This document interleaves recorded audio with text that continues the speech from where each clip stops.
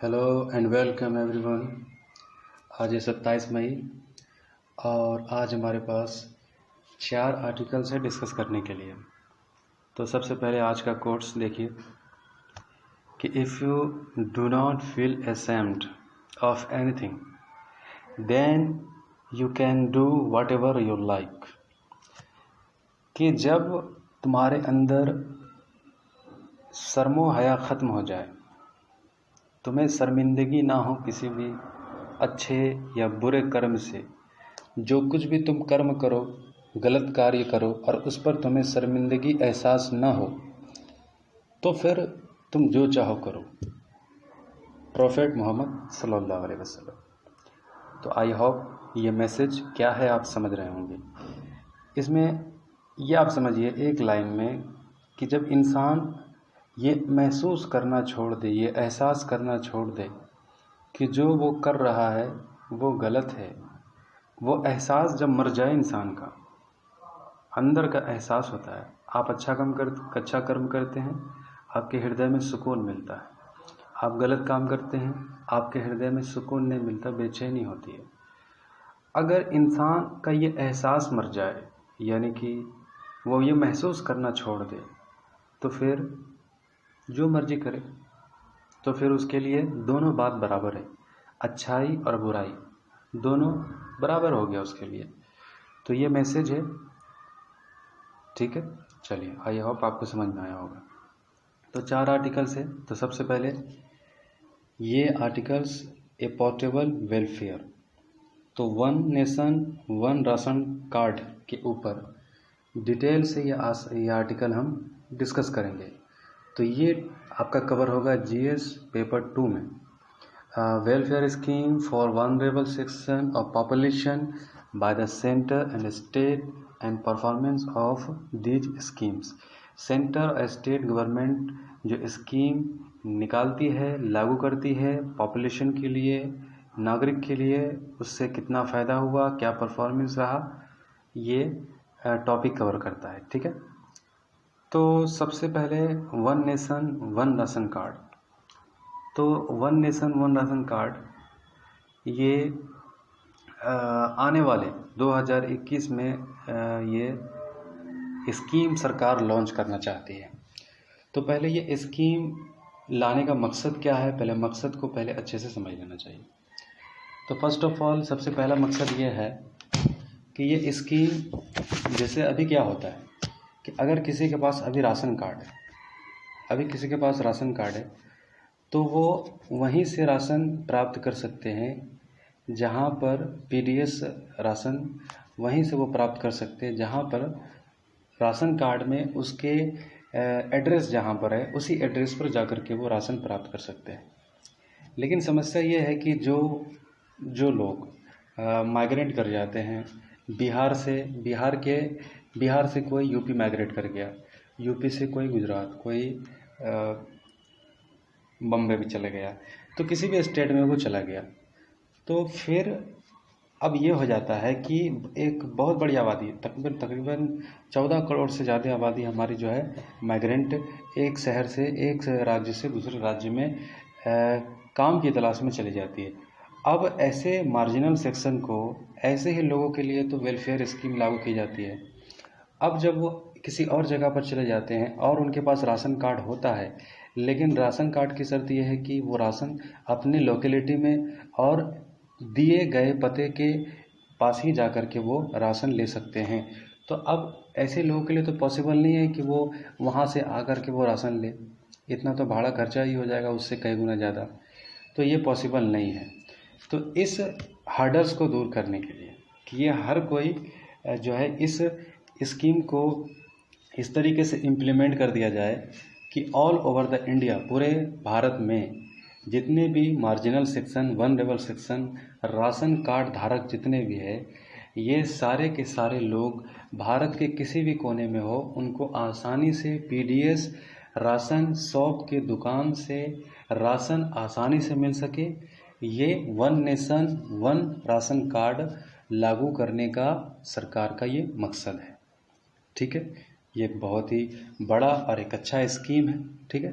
तो अब हमें ये देखेंगे कि ये स्कीम का बेनिफिट क्या है। चूँकि हम आंसर अगर हम लिखेंगे तो सबसे पहले इसको निगेटिव पॉजिटिव, पहले डेफिनेशन, फिर निगेटिव पॉजिटिव, स्ट्रक्चर, कंक्लूजन, ये सब हमको पुट करना पड़ता है। और हमारा जो डिस्कशन होता है वो बिल्कुल पॉइंट टू पॉइंट उसी तरीके से जो बिल्कुल ज़रूरी है, जो एग्ज़ाम में कॉपी में जो लिखे जाने के लायक है, वही डिस्कशन करने की हमारी कोशिश होती है। ठीक है, तो बेनिफिट देखिए, स्कीम का बेनिफिट क्या होगा। सबसे पहले क्या होगा कि यूनिवर्सल एक्सेस है, यानी कि ऑल ओवर द इंडिया, कहीं भी किसी भी खित्ते में कोई भी राशन कार्ड धारक है तो वो किसी भी पीडीएस फूड ग्रेन शॉप में जाकर के वो राशन कार्ड के माध्यम से वो प्राप्त कर सकते हैं। ठीक है, ये सबसे बड़ा बेनिफिट है। यानी कि जो हर्डल्स जो पहले था, एक बहुत बड़ी आबादी जो एक्सेस नहीं कर पा रही थी माइग्रेट कर जाने की वजह से या फिर किसी और जगह पर चले जाने की वजह से, अब यूनिवर्सल तौर पर पूरे ऑल ओवर द इंडिया वो एक्सेस कर पाएंगे। ठीक है, पहला फ़ायदा। दूसरा, एम्पावरिंग होगा कंज्यूमर।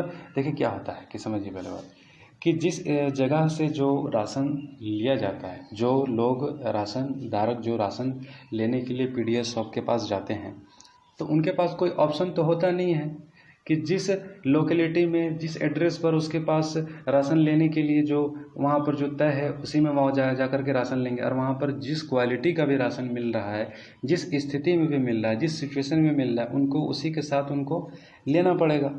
कोई बार्गेनिंग, कोई समझौता उनके साथ करने की कोई बात ही नहीं है, उनके पास कोई चॉइस नहीं है। लेकिन अब क्या होगा, अब चूँकि ऑल ओवर द इंडिया, मतलब किसी भी पीडीएस शॉप से जो है राशन कार्ड धारक जो है किसी भी शॉप से जाकर के वो राशन जाकर के ले सकते हैं। तो इससे क्या हो जाएगा, लोग एम्पावर हो जाएंगे, उनका चॉइस हो जाएगा। अगर किसी पीडीएस शॉप में उनको अच्छा नहीं लगता, वो दूसरे में जा सकते हैं, तीसरे में जा सकते हैं, चौथे में जा सकते हैं, समझ रहे ना।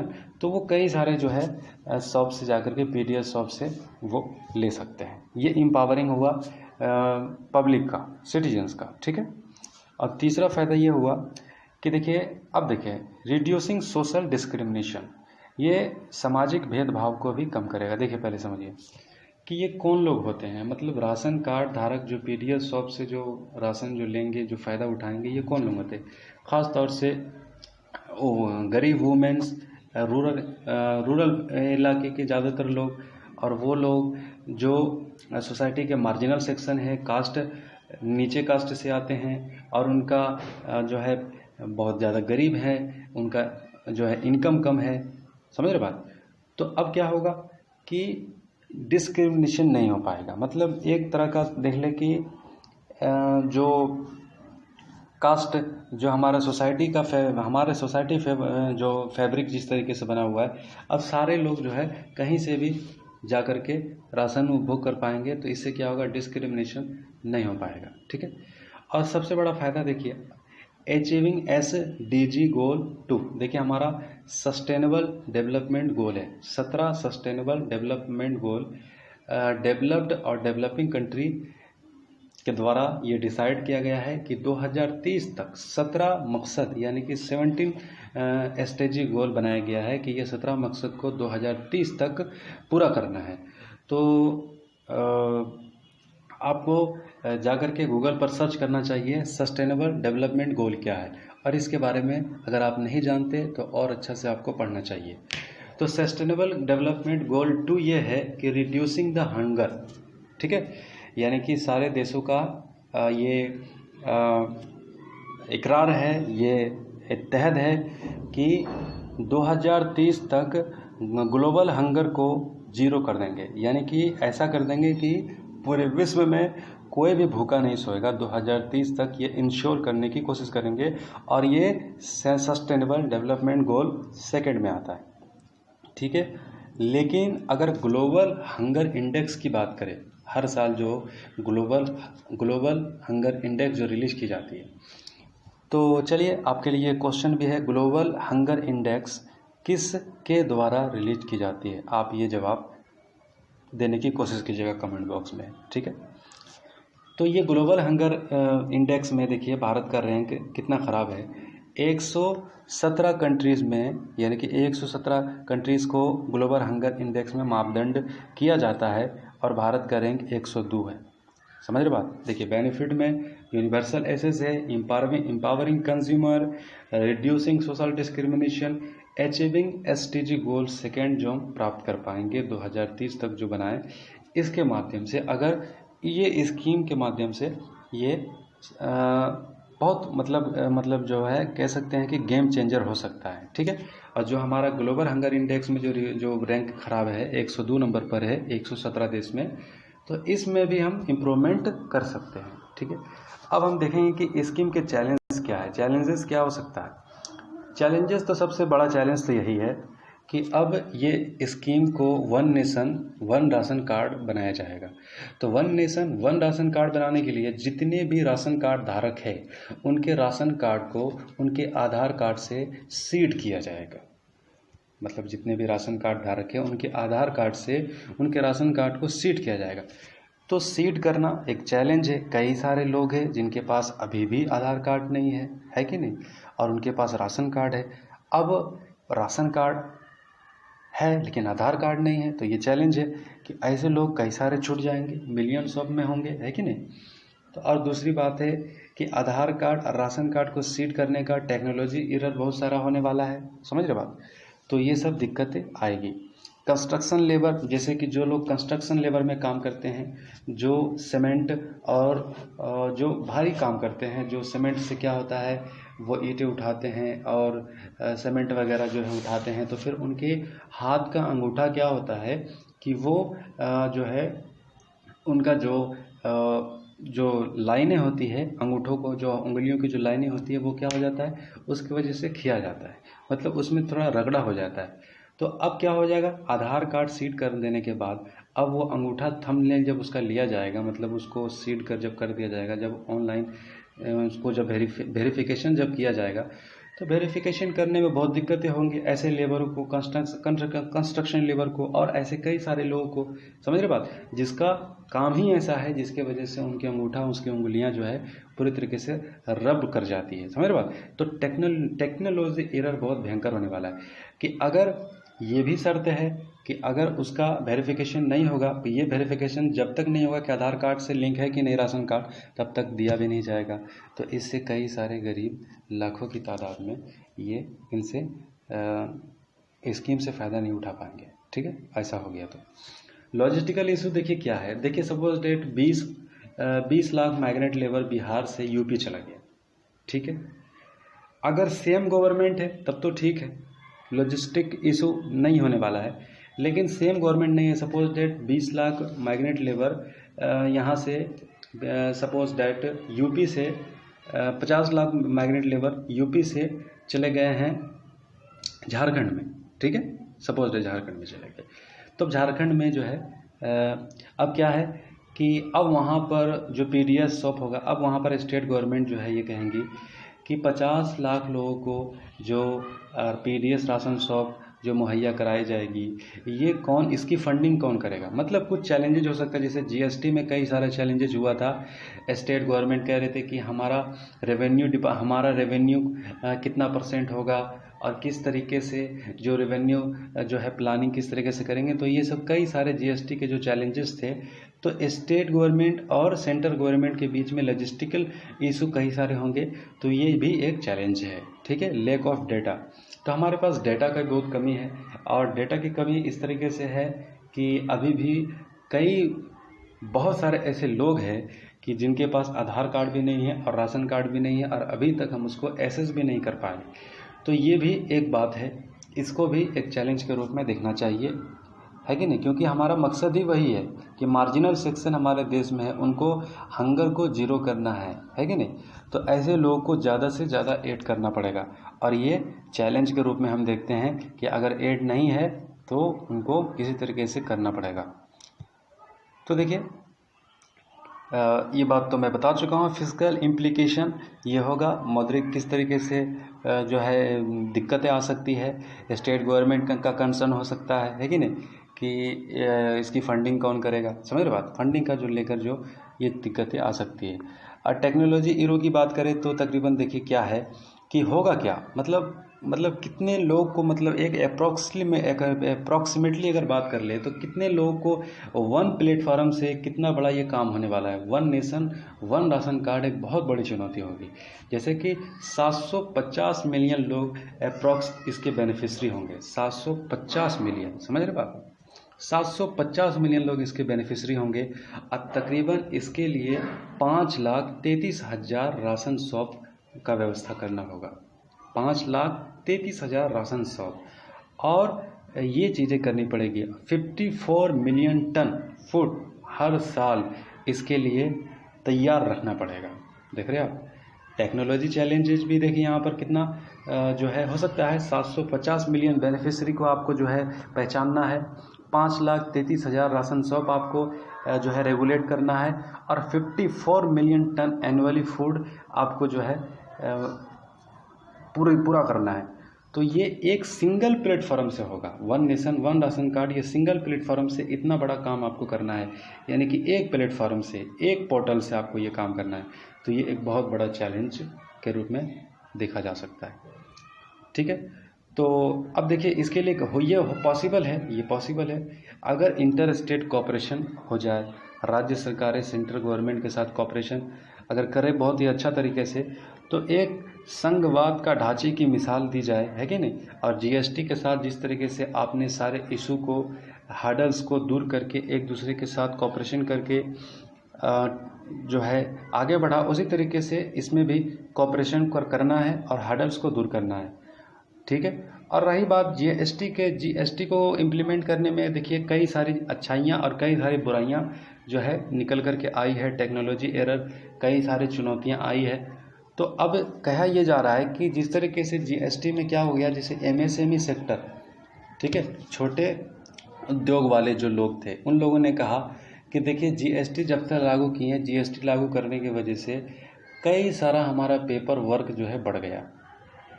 समझ रहे बात, पेपर वर्क बढ़ गया, और पेपर वर्क बढ़ गया इतना ज़्यादा तो हम काम करेंगे या फिर पेपर वर्क ही करते रहेंगे। एमएसएमई का जीएसटी लागू होने के बाद ये कंप्लेन था। तो अब ये कहा जा रहा है कि ये पोर्टल जो one nation one ration card जो इतने सारे एक प्लेटफार्म से जो है दिया जाएगा, तो पेपर वर्क और ये सब चीज़ें जो है इसमें नहीं होनी चाहिए। ऐसा नहीं कि ज़्यादा से ज़्यादा जो है पेपर वर्क में ही जो है ऑफिशियल मेंबर जो है उलझ के रह जाए और काम नहीं कर पाए। ठीक है, तो ये हर्डल्स नहीं होना चाहिए। और जीएसटी की तरह जितना भी जो खामियां रहा, उस खामियों से सबक लेनी चाहिए, और जो अच्छाइयाँ रही, जैसे कि स्टेट और सेंट्रल गवर्नमेंट जो कोऑपरेशन किए, उस कोऑपरेशन को यहाँ पर बनाना है। और जो फिर जो खामियां रहा, जो हर्डल्स रहा, उस हर्डल्स को दूर करना है। फाइनेंशियल प्रॉब्लम जो भी है वो सबको दूर करना है, एक दूसरे के साथ कोऑपरेशन करके आगे बढ़ जाना है। ठीक है, तो ये एक बात रहा। और इसके लिए क्या करना है, देखिए एक सुझाव दिया जाता है कि जैसे जीएसटी के लिए आपने जैसे कि जीएसटीएन नेटवर्क बनाया था। जीएसटीएन नेटवर्क क्या था? जीएसटीएन नेटवर्क जीएसटी से संबंधित, नेटवर्क संबंधित जितने भी हर्डल्स थे उसको दूर करने के लिए, नेटवर्क टेक्नोलॉजी एरर को जीरो करने के लिए जीएसटीएन नेटवर्क बनाया गया। तो अब क्या करना है कि one nation one ration card के लिए भी ऐसा ही नेटवर्क आपको बनाना पड़ेगा। और इन नेटवर्क के जो काउंसिल होंगे, वो काउंसिल का क्या होना चाहिए, वो स्पेसिफिक एक अथॉरिटी होगा, और वो अथॉरिटी जो है क्या करेंगे, मीट करेंगे, रेगुलरली मीट करेंगे, डिसीजन लेंगे, डिसीजन मेकिंग करेंगे, अथॉरिटी प्रॉब्लम सॉल्विंग करेंगे। तो ये सब जो है चैलेंजेस को हैंडल करेंगे। जीएसटी नेटवर्क काउंसिल जो टेक्नोलॉजी एरर जो होगा उसको दूर करने का काम वो करेंगे। और एक कंसर्न और यहाँ पर है कि देखिए इतना भारी मात्रा में 750 मिलियन लोगों के जो आधार कार्ड आप सीड करके उसको बेनिफिशरी पहचान करके आप उसको पीडीएस शॉप के थ्रू वो जो आप जो है one nation one ration card में लेकर के आएंगे, तो अब क्या होगा, एक बहुत बड़ा डेटा आपके पास होगा। तो ऐसे सभी लोगों के लिए प्राइवेसी की आपके पास जिम्मेवारी होगी, प्राइवेसी का खतरा है। सिक्योरिटी आपको टाइट करना होगा, ज़बरदस्त बनाना पड़ेगा, ट्रांसपेरेंसी जो है लानी पड़ेगी, अकाउंटेबिलिटी। तो ये सब चीज़ें जो है एक चैलेंजेज है। समझ रहे बात, इतना बड़ा नेटवर्क आप जो है जब इस्टेब्लिश करेंगे तो आई होप ये topic one nation one ration card आपको पूरी तरीके से समझ में आया होगा। अब है जीएस पेपर 2, और ये टॉपिक कवर होता है इंडियन डायस्पोरा। ठीक है, इंडियन डायस्पोरा में कवर होता है क्या हुआ, व्हेन फेथ इज सेकेंड। ठीक है, जब आस्था हिल जाती है तो क्या है, ये टॉपिक है क्या। देखिए क्या हुआ कि 22 मार्च से लॉकडाउन है, और जैसे ही लॉकडाउन हुआ उसके कुछ वक्त के बाद बहुत सारे जो भारतीय जो विदेश में रहते हैं, जो गल्फ़ कंट्री में रहते हैं, जो फॉरेन कंट्री में रहते हैं, वेस्टर्न कंट्री में रहते हैं, यूरोपियन कंट्री में रहते हैं, तो ये सब में से कई सारे ऐसे लोग थे जो अपने घर की तरफ आना चाहते थे, वो घर आना चाह रहे थे। अब ऐसे में जब लॉकडाउन हो गया, सारा फ्लाइट शट डाउन, सब कुछ आवागमन बंद, तो ऐसे में उन लोगों के लिए एक बहुत बड़ा दिक्कत का सवाल हो गया कि अब वो लोग जो है कैसे आए। तो इनके लिए एक बहुत वक्त के बाद जो है सरकार ने एक स्टेप लिया, और जो सरकार ने यह स्टेप लिया, इस पर सरकार को कई सारा क्रिटिसाइज भी किया गया, आलोचना भी हुई कि देखिए विदेश में रहने वाले जो फॉरेन लोग हैं, जिनके पास जो रिच लोग हैं, सरकार उनकी मदद करने के लिए देखिए जो है इतना जो है जल्दी से बढ़ कर के आगे आई है। लेकिन माइग्रेंट लेबर, इतनी बड़ी माइग्रेंट लेबर को सरकार ने जो है अपने अपने स्थान पर रहने के लिए और उनको इतने मुश्किलात में छोड़ दिए। उनकी सहायता वैसी नहीं हुई जैसा कि आपने फ़ॉरेन में रहने वाले लोगों के लिए फ़्लाइट का इंतज़ाम किया, अपने ही देश के माइग्रेंट लेबर का इंतज़ाम ठीक से नहीं किया। ये आलोचना सरकार की लोग कर रहे हैं इस वजह से कि जो स्कीम ये लागू किया गया, इसके लिए सरकार ने 2 स्कीम लागू किया गया था। स्कीम क्या था? वंदे भारत मिशन, और ये मतलब प्रोग्राम लागू किया, स्कीम नहीं कहिए, वंदे भारत मिशन, ऑपरेशन समुद्र सेतु। ये 2 काम करने, ये 2 जो है लक्ष्य रख करके सरकार जो है इसको अनाउंसमेंट किया कि जो है कई सारे फ्लाइटें जाएगी और जो हमारे जो फॉरेन कंट्री में जो लोग हैं उसको जो है लाया जाएगा। तो ये आलोचना हुई। और फिर सबसे बात, और एक चीज़ और यहाँ पर देख लीजिए कि ये चीज़ जो हुआ, तो अब जितने भी लोग बाहर से फॉरेन से जो आए गए, उनका लाया गया, तो ये सारे के सारे लोगों को हाईली पेड करके उनको लाया गया है। समझ रहे बात? उनको टिकट पे करना पड़ा, उनको हाईली टिकट पे करना पड़ा, क्वारंटीन सेंटर जहाँ पर उनको रखा गया उनका पे करना पड़ा। तो ये भी एक सरकार की एक बड़ी आलोचना रही, ये चीज़ रहा कि इनको पे करना पड़ा। समझ रहे बात? तो ये एक बात है। तो और एक चीज़ और देखिए कि अभी क्या हुआ कि जर्मनी, कनाडा, फ्रांस, आयरलैंड, ठीक है, इन 4 देशों से जो है हम इनके गवर्नमेंट से जो है सरकार का ये बात हुआ कि इन देशों के जितने भी नागरिक भारत में है, इनको जो है इनको अपने जो जाना चाहते हैं उनको अपने देश भेजा जाए, जर्मनी, कनाडा, फ्रांस, आयरलैंड। तो एयर इंडिया को सरकार ने ये काम दिया, जर्मनी, कनाडा, फ्रांस, आयरलैंड के जितने सिटीजन्स यहाँ पर थे उनको उनके देश छोड़ने के लिए। तो देखिए दुर्भाग्य की बात, ये जिन लोगों को जर्मनी, कनाडा, फ्रांस, आयरलैंड जो एयर इंडिया छोड़ने के लिए गई, तो वापस वहाँ से ये फ़्लाइट खाली आई। समझ रहे बात? वापस वहाँ से ये फ़्लाइट खाली आई। अब जर्मनी में जो इंडियंस लोग थे उनको ले लेते, कनाडा में जो लोग थे इंडियंस उसको ले लेते, फ्रांस में जो थे, आयरलैंड में जो थे, बताइए आपको खाली आने की क्या ज़रूरत थी? तो ये भी एक मतलब बड़ा ही कह लें कि निराशाजनक बात थी उन लोगों के लिए जो वहाँ पर भारतीय जो हमारे फंसे हुए थे। समझ रहे बात? तो देखिए एक शटडाउन के वजह से जो है आलोचना हो रही सरकार को, और ये क्रिटिसाइज जो है फॉरेन लोगों को जब लाया जा रहा है तो इसमें भी जो है सवाल खड़ा किया जा रहा है। तो आप देखिए, तो बहुत सारे जो राइटर है, ये राइटर कहते हैं कि देखिए आपको ये नहीं कहना चाहिए कि ये फॉरेन लोग जो है बड़े मज़े से आ रहे हैं विदेशों से। ऐसा नहीं है, उन लोगों ने भी बहुत मुश्किलें उठाई हैं, परेशानियां उठाई हैं, बहुत लंबा समय के बाद सरकार उनके लिए इनिशिएटिव ली पाई है, और जो वो आए भी है वो अपने खर्च के बदौलत आए हैं, और काफ़ी ज़्यादा उनको एक्सपेंस करना पड़ रहा है। अब ठीक है उनके पास था तो वो कर पाए, लेकिन माइग्रेंट लेबर के पास जो तकलीफ़ें जो देखी गई है, तो ये तो बिल्कुल जो है हमारे आज के भारत के लिए जो हम सुपर पावर बनने का दम भरते हैं, तो ये एक चीज़ जो है मतलब कह लें कि भारत के लिए शोभा नहीं देता। समझ रहे बात? तो ये पूरा टॉपिक जो है कवर हुआ। और एक चीज़ और इसमें देख लीजिए कि माइग्रेंट लेबर के लिए जो है देखिए सरकार ने कहा कि आप अपने अपने स्थान पर बने रहिए, आपको वहाँ पर आपकी ज़रूरत की चीज़ें पहुँचा दी जाएगी। तो देखिए एक लंबे समय के बाद ये सब फुटेज आ रहा था, वीडियो आ रही थी, लोग पैदल चल रहे थे, लाखों लोग, बच्चे किस तरीके से परेशान, महिलाएं प्रेग्नेंट, और 700 किलोमीटर तक एक बच्ची जो है अपने फादर को साइकिल से लेकर के आ रही है, लोग ट्रेन से कट जा रहे। तो ये सब जब ये चीज़ें हो रही थी तो एक कंसर्न देखें यहाँ पर है कि इंसान लोगों के फंडामेंटल राइट का प्रोटेक्टर हमारे देश में जुडिशरी सिस्टम है, सुप्रीम कोर्ट है, हाई कोर्ट है, हमारे फंडामेंटल राइट है। आर्टिकल 12 से लेकर के 35 तक ये फंडामेंटल राइट को प्रोटेक्ट करने की जिम्मेवारी जुडिशरी को है। तो जुडिशरी को यहाँ पर आना चाहिए था। लोगों की फंडामेंटल राइट क्या था? बेसिक नीड लोगों की। लोग जिस तरीके से हालात जो के शिकार जो हुए थे और जो गलतियाँ एग्जीक्यूटिव गवर्नमेंट की तरफ से हुई थी, सुप्रीम कोर्ट चाहते तो इन गलतियों को डांट करके और इनको सुधार कर सकती थी और अपने तरफ से कुछ ऑर्डर इशू कर सकती थी, इन खास तौर से माइग्रेंट लोगों के लिए, उन मार्जिनल सेक्शन लोगों के लिए जो देश में जो है सबसे ज़्यादा पीड़ित थे। समझ बात? ये भी राइटर एक चीज़ बता रहे हैं। तो ये चीज़ होना चाहिए था। तो ये भी एक मायूसी भरा जो है आप कह सकते हैं कि सेंटर जुडिशरी की तरफ से भी यही बात थी कि जो जिस जगह पर है वहीं पर रहे और सरकार को कोऑपरेट करे। तो ये चीज़ जो है एक भी आलोचना की बात है। ठीक है, तो ठीक है। जीएस पेपर 3 में ये काम आएगा, ऑयल प्राइस पिकल।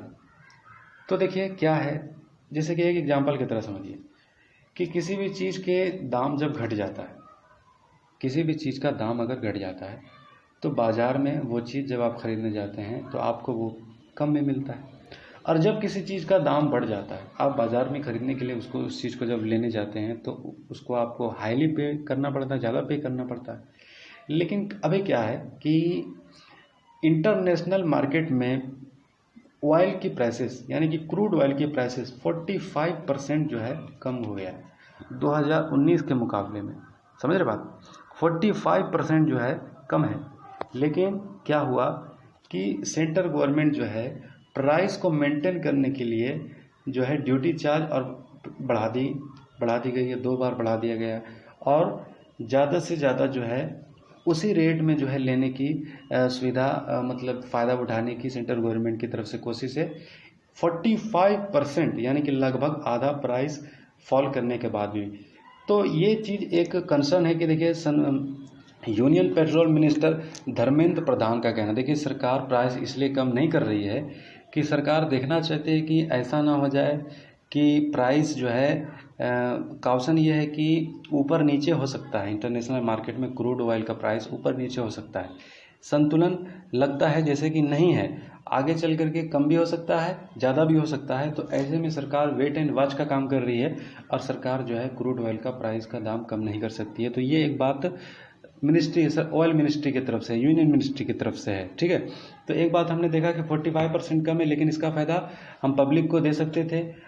लेकिन ये पब्लिक को फ़ायदा ना दे करके सरकार ड्यूटी चार्ज बढ़ा करके पहले वाला ऑयल प्राइस जो है मेंटेन कर रही है। जैसे कि आप देखिए इंक्लूसिव बेस प्राइस कितना है पेट्रोल का, सारा खर्च लगा करके, सब खर्च करने के बाद जो है पेट्रोल का प्राइस 18 रुपया 28 पैसा होता है। ठीक है, लेकिन रिटेल प्राइस में यानी कि ट्रांसफ़र कितने में किया जा रहा है? 71 रुपया 26 पैसा। समझ रहे बात कितना ज़्यादा है?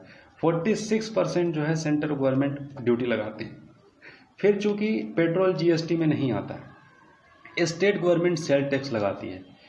फिर उसके बाद उसको कंज्यूमर जो वहाँ से जो ट्रांसफ़र करने वाले जो लोग वहाँ से लेते हैं, अब जो रिटेल में बेचेंगे वो अपना मुनाफा ऐड करते हैं। इस तरीके से पेट्रोल का दाम इतना ज़्यादा हो जाता है। समझ रहे बात? तो ये भी एक सवाल है कि ये पब्लिक को फ़ायदा होना चाहिए था।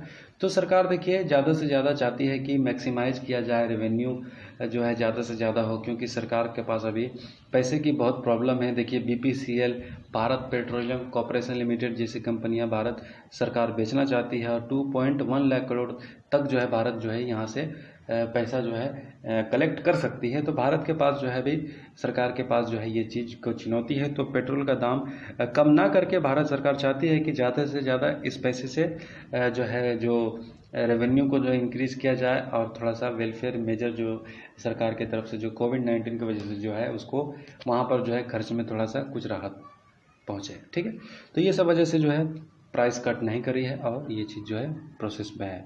तो एक चीज़ और भी यहाँ पर कंसर्न समझ लीजिए कि देखिए अब क्या है कि पूरा सा डाउन है और जो भी वाहन जो चल भी रही है तो वाहन कैसा चल रही है, जो लॉजिस्टिक चीज़ें जो लेके जा रही है, जो कह ले कि जो ज़रूरी आइटम को जो लेकर मालगाड़ी जो एक चीज़ों को दूसरे जगह पर जो लेके जाने की जो काम कर रही है, जो फूड सप्लाई चेन को जो बना करके रखे हुए हैं, तो वही गाड़ियाँ तो चल रही है, लोकल प्राइवेट गाड़ियाँ तो नहीं चल रही है।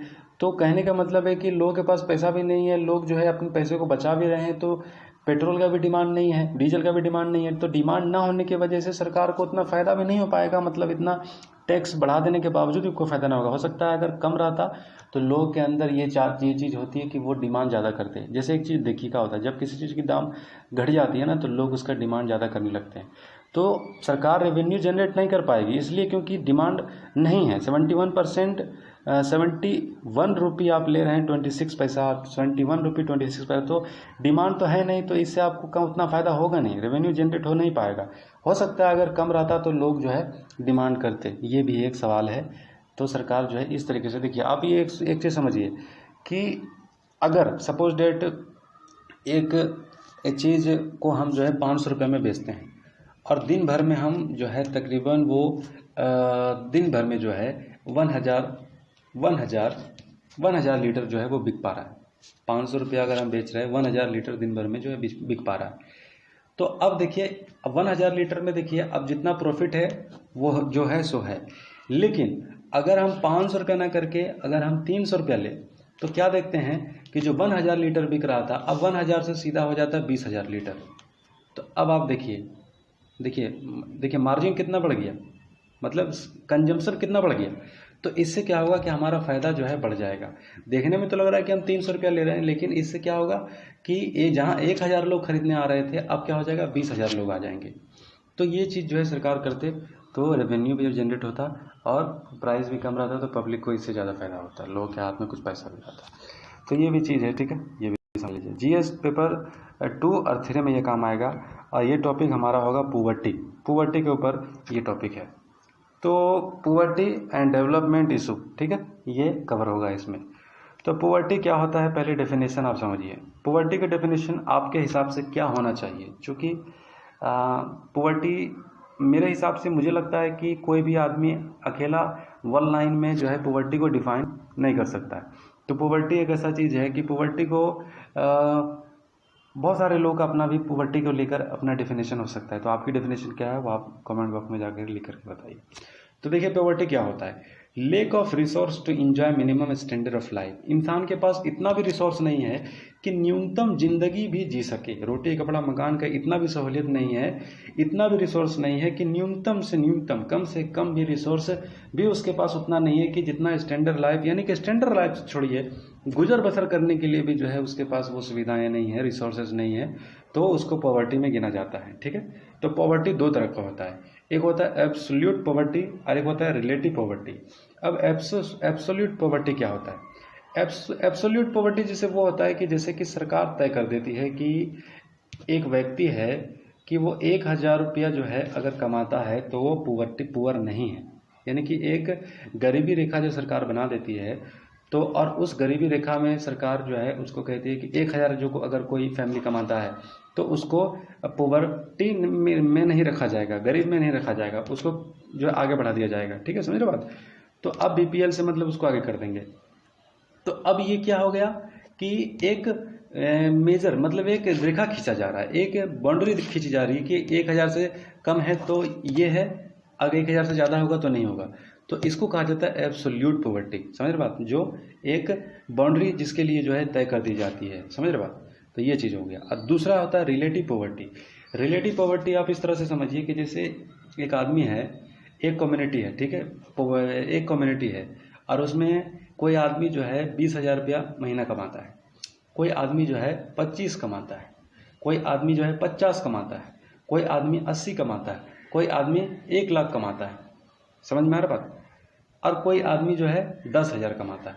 तो अब आप देखिएगा कि एक सोसाइटी में इतने सारे लोग हैं, कोई 25 कमा रहा है, कोई 20 कमा रहा है, कोई 50 कमा रहा है, कोई 80 कमा रहा है, कोई लाख कमा रहा है, कोई 10,000 कमा रहा है। तो अब स्टैंडर्ड ऑफ लाइफ इस कम्युनिटी में जिस व्यक्ति का जो है, अब 10,000 वाला तो उस मेंटेनेंस नहीं कर पाएगा, जैसे कि उसके घर में कूलर है, एसी है, फ्रिज है, तो जो ये मेंटेनेंस जो स्टैंडर्ड है, वो स्टैंडर्ड तो इनके पास 10,000 में तो नहीं हो पाएगा, ठीक है। और ये एब्सोल्यूट पॉवर्टी में भी नहीं आता, समझ रहे बात। एब्सोल्यूट पॉवर्टी में भी ये नहीं आता, क्योंकि एक उसके लिए एक बाउंड्री खींचा गया और उस बाउंड्री के ये ऊपर है 10,000 है, ये उसके ऊपर है, ये एब्सोल्यूट पॉवर्टी में भी नहीं आता। और रिलेटिव पॉवर्टी में भी जो है ये फिक्स नहीं बैठता। समझ रहे बात। मतलब इस पॉवर्टी में यानी कि जो या इस सोसाइटी में भी फिट नहीं बैठता, यानी कि इस गरीबी के मतलब अगर इस सेक्शन के भी के अंदर भी अगर रख दिया जाए, कोई 20, कोई 25, कोई 50, कोई 80, कोई लाख, तो उसमें अगर कोई 10,000 है तो वो रिलेटिव पॉवर्टी में कम माना जाता है, यानी कि उसमें कमी है। मतलब इसमें इस स्टैंडर्ड में जो है इसको ये चीज़ जो है देखा जाता है। तो रिलेटिव पॉवर्टी देखिए दुनिया में हर जगह है, दुनिया में सबसे ज़्यादा रिलेटिव पॉवर्टी ही है। एब्सोल्यूट पॉवर्टी है ज़्यादा है, लेकिन रिलेटिव पॉवर्टी दुनिया में पूरी दुनिया में है। समझ रहे बात। और रिलेटिव पॉवर्टी कैसे होता है? रिलेटिव पॉवर्टी होता है इनइक्वालिटी से होता है, असमानता की वजह से। देखो कितना बड़ा असमानता है। बहुत पॉसिबल है कि समान काम के लिए व्यक्ति को समान पैसा कभी कभी नहीं मिलता है। समान कोई काम कोई कर रहा है एक बराबर, जैसे कि एक फीमेल है, एक ही काम कर रही है जो एक मेल कर रहा है, लेकिन फीमेल को तनख्वाह कम दी जा रही है, फीमेल टीचर को कम दी जा रही है, अब मेल को ज़्यादा दिया जा रहा है। काम दोनों बराबर कर रहा है, दोनों का मेहनत बराबर लग रहा है, दोनों का हैरेसमेंट, दोनों का नॉलेज में कोई फ़र्क नहीं है, काम में भी कोई फ़र्क नहीं है, लेकिन इनको कम मिल रहा है, इनको ज़्यादा मिल रहा है। ज़्यादा नहीं मिल रहा मतलब जितना मिलना चाहिए। तो ये चीज़ क्या हो गया, रिलेटिव पॉवर्टी में वो आ गई। आ रही समझ में। तो इसी तरीके से रिलेटिव पॉवर्टी दुनिया में बहुत ज़्यादा, और इनका वजह इनइक्वालिटी है, असमानता है। तो ये चीज़ हो गया। अब देख लीजिए कि एब्सोल्यूट पॉवर्टी का वजह क्या है। मतलब देखिए पॉवर्टी का वजह क्या होता है, काउजेज ऑफ पॉवर्टी का कारण क्या है। तो पॉवर्टी का कारण देख लीजिए कि अगर ओल्ड थॉट की बात करें, लोग कहते हैं कि इनके पुराने कर्मों का सजा है कि नहीं। कह देते हैं कि ये पाप में पड़ा हुआ है, पाप है, जो कुछ भी इसको जो तकलीफ़ें हैं इनके कर्मों की सज़ा मिल रही है। तो ये ओल्ड परसेप्शन थॉट है। लेकिन क्लासिकल मॉडर्न थ्योरी में पॉवर्टी क्या होता है, पॉवर्टी कैसे होता है। तो देखिए एक क्लासिकल मॉडर्न थ्योरी में एक थ्योरी ये है कि सर्वाइवल ऑफ फिटेस्ट, कि जो सबसे फिट होता है, जो सबसे फिट होता है, जो समाज में जो सबसे ज़्यादा सक्षम होता है, जो ज़्यादा नॉलेजेबल होता है, जो ज़्यादा स्ट्रांग होता है, जो ज़्यादा स्किलफुल होता है, जो ज़्यादा माहिर होता है, वो आगे बढ़ जाता है, और जो नहीं हो पाता है वो गरीब रह जाता है। तो ये एक पॉवर्टी का क्लास है। हमारे मॉडर्न क्लासिकल थ्योरी ये है सर्वाइवल ऑफ फिटेस्ट, यानी कि ये आप लिख सकते हैं पॉवर्टी का रीजन। ठीक है, तो ये एक रीजन हो गया कि जो फिट हो जाता है वो आगे निकल जाता है, और जो नहीं हो पाता है वो पीछे रह जाता है। तो सर्वाइवल पे कैपिटल थ्योरी, कैपिटल पूंजीवाद में ये चीज़ जो है पूरी तरीके से जो है ये चीज़ लिखा जाता है। पूंजीवाद से ही इसको जोड़ के देखिए, सर्वाइवल ऑफ फिटेस्ट जो है पूंजीवाद का ही थ्योरी है। समझ रहे बात। और कहा जाता है कि कल्चर एंड सब कल्चर, कल्चरल तौर पर देखिए बहुत सारे लोग ऐसे रहते हैं, रहना सहना ही ऐसा होता है कि वो उनके दिलो दिमाग में जो है पॉवर्टी जो है जकड़ ली जाती है। मतलब इस तरीके से कि अगर मेंटली तौर पर भी कई सारे लोग गरीब होते हैं। मेंटली तौर पर क्या गरीब कह लें कि जैसे कि उनकी इनकम सपोज डेट 400 रुपया है, वो 400 रुपये में एक अच्छा एजुकेशन बच्चों को दे सकते हैं, और 400 रुपये में कुछ और भी मतलब इम्प्रूव कर सकते हैं, अपने आप को इम्प्रूव कर सकते हैं, लेकिन इम्प्रूव नहीं करते क्योंकि उनके दिमाग में गरीबी भरा हुआ रहता है। और वो लोग उनको कहते हैं कि यार, और वो अपने आप को मिसाल भी हमेशा इसी तरीके से देता है कि हम गरीब हैं, क्या करें, बच्चों को नहीं पढ़ाते और स्कूल नहीं भेजते। और फिर उसके बाद कई सारे मतलब उसके दिलो दिमाग में ये चीज़ अपने उनके दिमाग में ये होता है कि हम गरीब हैं। मतलब कई बार ऐसा होता है वो गरीब होते नहीं है, मतलब कुछ कई सारी इसेंशियल चीज़ें वो जो है सोसाइटी को बराबरी कर पाते हैं, लोगों को दिखावे के चक्कर में कर पाते हैं, कर्ज भी ले लेते हैं, लेकिन वो अपने दिलो दिमाग में अपने आप को ये बता करके रखते हैं नहीं तुम गरीब हो, तुमसे नहीं होगा, तुम बच्चों को स्कूल कैसे भेजोगे, और तुम ये कैसे कर सकते हो, वो कैसे कर सकते हो। यानी कि दिमाग में भी कल्चरली तौर पर इंसान जो है कभी कभी ऐसा हो जाता है। और फिर देखिए गरीबी का सबसे बड़ा कारण देखिए सोशल स्ट्रक्चर है। सोशल स्ट्रक्चर है, हमारा सामाजिक ढांचा इस तरीके से बना हुआ है कि जिसके वजह से गरीबी के जाल में जो है जकड़े हुए हैं लोग, बहुत सारी आबादी हमारी गरीबी के जाल में जकड़ा हुआ है। अब सोशल स्ट्रक्चर से जैसे क्या समझिएगा, जैसे कि सपोज डेट एक प्रोडक्ट हम बनाते हैं, अब एक प्रोडक्ट बना रहे, तो एक प्रोडक्ट बनाने के लिए सपोज डेट एक प्रोडक्ट बनाने के लिए हमको सपोज डेट एक प्रोडक्ट बनाने के लिए रॉ मटेरियल हमको लग रहा है 20 रुपया। ठीक है, 20 रुपया खर्चा हो रहा है रॉ मटेरियल का, और 20 रुपया लग रहा है लेबर का। ठीक है, और फिर उसके बाद जो है मार्केट में, और फिर उसके बाद जो है 10 रुपया और इसमें जोड़ दीजिए, और भी कई सारे जो है ट्रांसपोर्टेशन और वगैरह वगैरह जोड़ दीजिए, टैक्स वगैरह सब कुछ। तो अब क्या हो गया 20 20 10। ठीक है, तो ये हो गया 50 रुपया। अब मार्केट में जा कर के बिक रहा है वो 60 रुपया में। ठीक है, मार्केट में जाके बिक रहा है 60 रुपये में। अब आप देख रहे हैं कि प्रोडक्ट बनाने में रॉ मटेरियल लग रहा था 20 रुपया, 20 रुपया लग रहा था लेबर, ठीक है, 10 रुपया लग रहा था और एक्स्ट्रा ऑर्डिनरी मतलब चार्ज कर दीजिए, तो अब मार्केट में वो बिक रहा था 60 में। तो हमारा सोशल स्ट्रक्चर क्या है, जैसे कि समाज में क्या है, देखिए आप समझिए कि एक हमारे देश की आबादी बहुत बड़ी है और बहुत बड़ी आबादी में क्या है कि ज़्यादातर लोग अनपढ़ हैं। अब वो यही लोग काम जो होता है, अब क्या होता है कि ये लोग जागरूक कम होते हैं, ये लोग जो है कम अवेयरनेस होता है इन लोगों के अंदर। अब सोसाइटी का ढांचा इस तरीके से है कि लेबर बहुत ज़्यादा है, यानी कि आबादी बहुत ज़्यादा है, लोग काम करने वाले बहुत ज़्यादा हैं और काम है कम, मतलब काम कम है और काम करने वाला ज़्यादा है। तो अब ये क्या करते हैं, मैन्युफैक्चरिंग वाले, बड़े बड़े इंडस्ट्रीज वाले क्या करते हैं, कैपिटल क्लास वाले क्या करते हैं, बार्गेनिंग करते हैं लेबर के साथ। अब ये क्या करते हैं, कहेंगे कि देखिए 20 रुपया वाजिब बनता था लेबर को देना, 20 रुपया रॉ प्रोडक्ट में लग रहा था, 20 रुपया लेबर को वाजिब देना था, लेकिन लेबर चूंकि ज़्यादा है, लेबर की जो है डिमांड बहुत है, लेबर का डिमांड बहुत है, यानी कि लेबर की कोई कमी नहीं। अब ये लोग बार्गेनिंग करते हैं, क्या कहते हैं कि नहीं 10 रुपया में काम कराएंगे, करना है तो करो। अब चूंकि उनके पास काम नहीं होता, कोई चारा नहीं होता, अब क्या करते हैं, उनको मजबूरन जो है उनको 10 रुपये में काम करना पड़ता है। और ये 10 रुपया फ़ायदा किसको हो जाता है, कैपिटल क्लास को हो जाता है, ये 10 रुपया फ़ायदा उनको हो जाता है। अब आप समझ रहे बात। तो ये क्या हो जाता है, सोशल ढांचा हमारा इस तरीके से है कि लोग गरीब के गरीब रह जाते हैं, उनको आगे बढ़ने का जो है अवसर ही नहीं प्राप्त हो पाता है। तो ये रहा गरीबी का भी टॉपिक, हमने पूरा कवर कर लिया। आई होप ये सब आपको समझ में आया हो, और इसी के साथ आज का हमारा डिस्कशन कंप्लीट होता है। थैंक यू, फिर कल मिलेंगे।